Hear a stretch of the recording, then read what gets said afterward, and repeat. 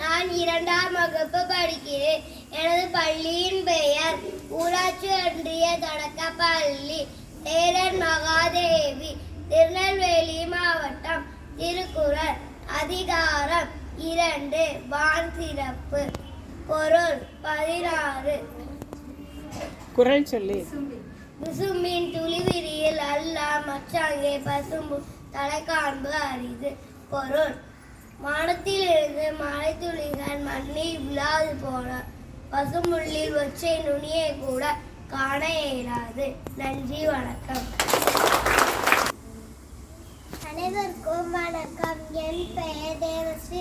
நான் 2ஆம் வகுப்பு படிக்கிறேன். என் பள்ளியின் பெயர் ஊராட்சி ஒன்றிய தொடக்கப்பள்ளி சேரன் மகாதேவி, திருநெல்வேலி மாவட்டம்.